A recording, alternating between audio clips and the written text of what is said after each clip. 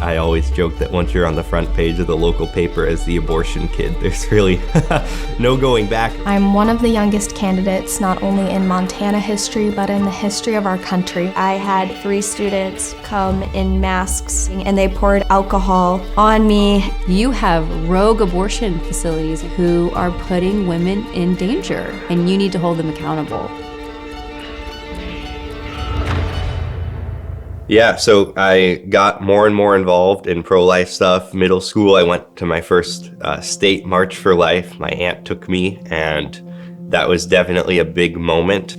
Toward the end of middle school, right before I started high school, I was volunteering with a pro-life group, and they had some speakers come in for the volunteers. And one of those speakers was a regional coordinator for Students for Life of America, and she talked about how you could start a pro-life club on your high school or college campus.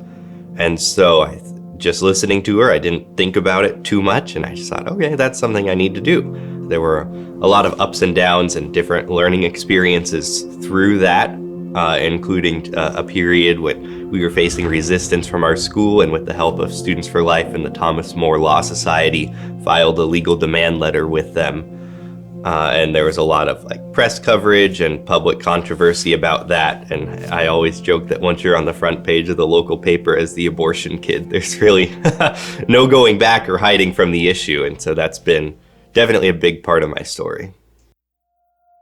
I am the executive director of a small pregnancy resource center, Helping Hands, in Hillsdale, Michigan. And we've been around since 1986. We equip women and men to make life-affirming decisions about pregnancy, parenting, and sexuality through the gospel of Jesus Christ. Presenting at local churches, teaching Sunday school classes on abortion, just things like that the center needs to do to maintain both their public presence, the donor-facing presence, and then also the client-facing presence, and just maintaining all of those faces without, dropping one of them, because you really do need all 3.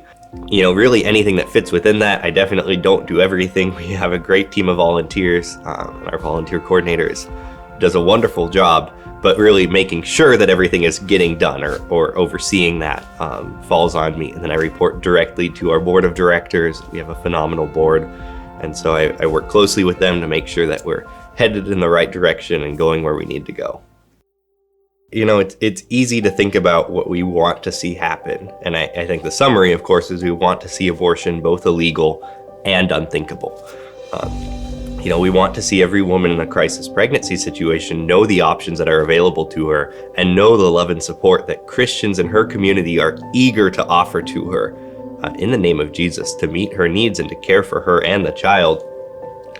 We want to see every state with a law outlawing abortion. We want to see that passed federally too, right? We have all these goals, and all of them are really good goals.